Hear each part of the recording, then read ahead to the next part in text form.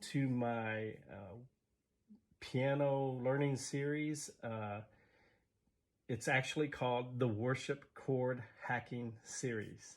Isn't that a great title? So what we're going to do is learn how to hack those chords for worship service. Now, I've had a lot of people really ask me to teach piano, and I haven't really done that much on their behalf, so I thought this might be a good attempt to at least make things right. We'll be having a few lessons. The first one will be an introductory this first lesson is going to not even play chords. We're just going to be doing numbers and letters and everything to get the basics down. I think it's important to watch because if not, you may not understand what I'm saying in the other lessons. So what we're going to learn in this lesson series is really numbering our fingers. We're going to learn letters, the letters that are each key. We'll learn what's called whole and half steps. We'll learn letters of the major C scale in this lesson and numbers of every major scale. We'll be able to figure those out and applying those numbers and steps to understand the various major keys and how they're formed. So hopefully when you get through with this, you'll have a better understanding of the whole of what we're doing here. What we will not do in this series is really we won't be playing a chord because we're going to understand these other things first, and it'll be much easier to understand how those chords work together. So let's just get into this lesson. So the first thing we want to do is easy, fairly easy. We're going to number our fingers. So we got 5 fingers. Well, thumb and 4 fingers. But anyway, we're going to count them 1, 2, 3, 4, and 5. 1, 2, 3, 4, and 5. Okay, so the thumb is the first one, and this works for the left and right hand. So the thumb is 1, 2, 3, 4, 5 on the left hand. Okay, but we're going to focus, and you'll be able to see me doing things on the right hand because later we'll integrate the left hand, but most of the work is going to be done on the right hand for the purpose of these lessons. So now that you know your finger numbers, let's look at the board. We're going to look at the soundboard here and see what the letters are. So they follow the alphabet. They start with A and end with G. So A, B, C, D, E, F, G. And it looks like this. We're going to start with the A here. A, B, C, D, E, F, G. But we hardly ever started that because you notice how odd that sounds? It's really a minor scale, and we're going to be talking about the major scale first. So usually when you learn piano, most people direct you to the middle C. So let's go to middle C, and let's hear what that sounds like.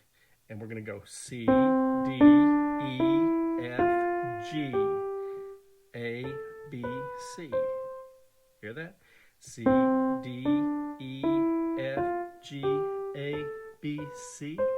That should be familiar to most people as do, re, mi, fa, sol, la, ti, do. And look, I'm not going to use all these technical fingerings. I'll change mine because I naturally play piano even before I learned how to play more officially. So I played for years. And so I will teach from the basis of what I learned, how I just learned to play, mixing it with the technical side. So I won't use a lot of technical jargon, I don't think, but I have had, I majored in it, but for a couple of years in college. But really, I've learned most of the piano on my own. When I started taking lessons on piano, it didn't last long because I didn't really have the patience to learn all the notes. I already knew them, but just practicing classical piano, trying to play all those notes. So what's important for us today and here is understand that you can find C, and you'll find C by just looking for the 2 black notes. Maybe the easiest way to say it, 2s. We're going to talk about 2s and 3s. It's really interesting, but the first black notes, the 2s. When you see these 2s, the one right below it is C. Okay, so C, D, E, F, G, A, B, C. So that's the letters. C, D, E, F, G, A, B, C. So practice C, D, E, F, G, A, B, C. Now, you see how my finger shifted, and I find it easier to play it this way. C, D, E, F, G, A, B, C, if I'm doing the scale. C, D, E, F, G, A, B, C, and it just goes on up and on down, depending on how many keys you have on yours. The most would be 88, I do believe.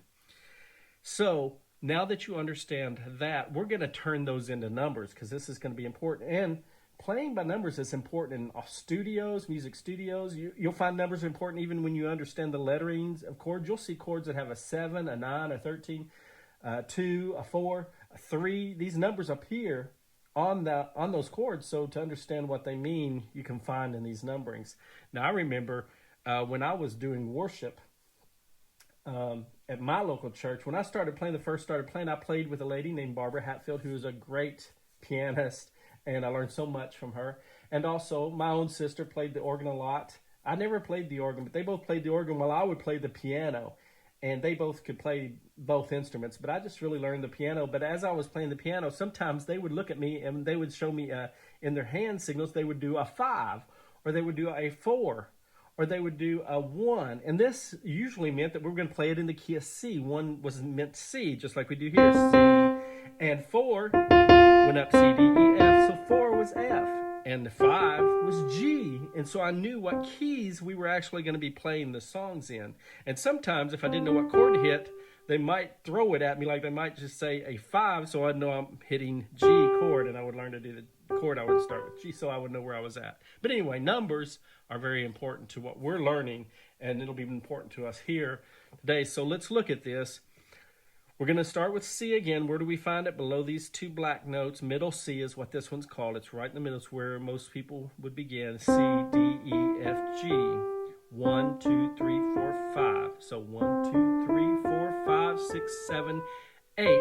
We use 8 because we're going to count on up on other chords. So 8 is the same as 1. 1, 2, 3, 4, 5, 6, 7, 8. I say that because it's an octave above, but it's C. So both of these are C, but one is 1, and we're going to call this one 8. That's for the purpose of making chords where we might need a 9 or 11 or 13 in the future. So let's look at this one more time so that you understand. C, D, E, F, G, A, B, C. 1, 2, 3, 4, 5, 6, 7, 8. And what are your fingers? 1, 2, 3, 4, 5. So we just rest those there for a second, because that's where they'll be when you make the chords. 1, 2, 3, 4, 5. I'll hint to you that your major chord is 1, 3, and 5. So we're going to do 1, 3, 5, and there's C chord. Okay, I said I wasn't going to do it, but I can't resist. There's your first one. C major. 1, 3, 5. Okay. So moving right along, we're going to talk about whole notes and half. I'm sorry. We're not going to talk about whole notes and half notes. That's music theory. That's timing and everything. What we're going to talk about here is whole steps and half steps. Okay, so let's look at this. Whole steps and half steps. So let's just start by looking at all these as half steps. You've got white keys, you've got black keys, and let's call them all a half step for a minute, okay? Here they go. Here's 1. Okay, we're going to start with this. Then we're going to go a half step. That's a half step. And this is another half step. Half step, half step.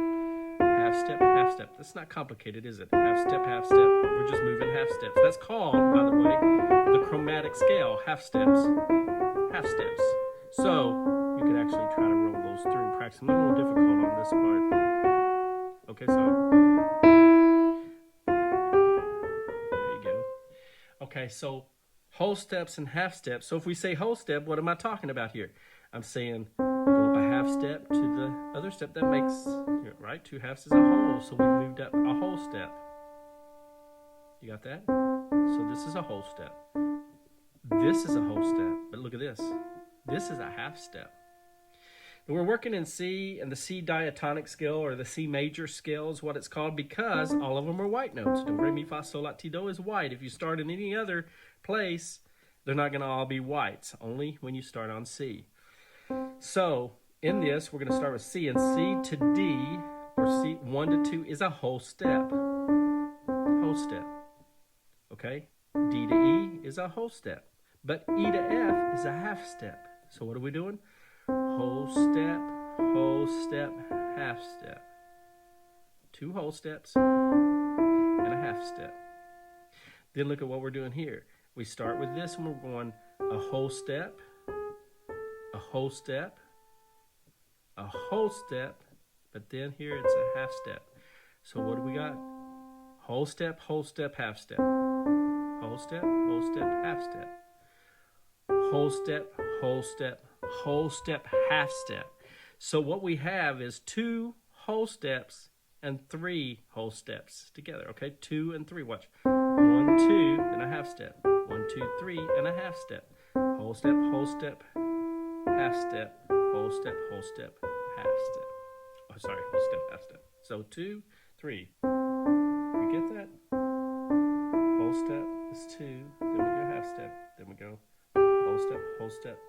whole step, half step. Now, the reason I mentioned half steps between, because we can also count them up another way.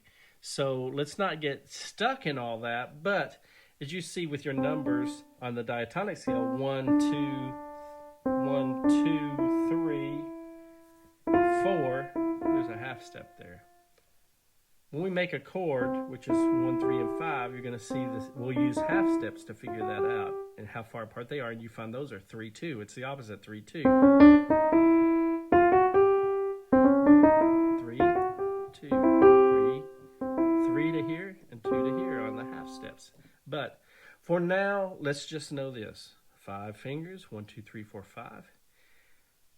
C starts below these 2 notes, and we go C, D, E, F, G, A, B, C, and that is also in the major C scale is 1, 2, 3, 4, 5, 6, 7, 8. And this structure of the numbers is made of whole step, half step, whole step, half step. Okay, so that's the main things you really need to learn. Okay, but let me show you real quick. If we were to shift, and just so you'll see this, if I move to F, F is 1 now. If I start here and play the major F chord, and I did it with whole steps and half steps, I would see it would go like this. Whole step, then I need a half step. It's right there. Then I do whole step, half step. So if I follow 3 whole steps and then 2 whole steps, then 3 whole steps, here's what it is. 1, 2, then I'm doing the half step, whole step. And hear that? 1, 2, 3, 4, 5, 6, 7, 8. Do, re, mi, fa, sol, la, ti, do. Do, re, mi, fa, sol, la, ti, do. 1, 2, 3, 4, 5, 6, 7, 8 in the key of F. So now you know how to make that same scale in the key of F by counting up the whole steps and half steps. That's why that's important. Okay? So that's mainly what I wanted to show you today, is how to do that and how it can be transitions to others. Let's do one more thing and then we'll stop this lesson. Each one of these, white to black, if you move up, you see this is, like I said, C, D, E, F. So what are the black notes? Well, the black notes we're going to say are sharp as we move upward. So we go C, C sharp, D, D sharp, E, F, F sharp, G, G sharp, A sharp, B, and C. But if we come back down the scale, we're going to call them flat, and this is how we'll look at them. C, B, B flat, A flat, G, G flat, F, E flat, D flat, and C. So you can look back and review sections of this, but this is the basics I think you need to know so that we can move into lesson 2. So thanks again for looking at this lesson. You can, any questions or any comments, you can place at the bottom of the, in the comment section. Make sure you subscribe to catch all these lessons when they come up, and just like what you're seeing. Okay, just submit. Hit the little subscribe button, let people know about it, and you can learn more. And the next lesson will be introducing chords to you. Thanks again, and we'll see you the next time we talk about how to hack those worship chords.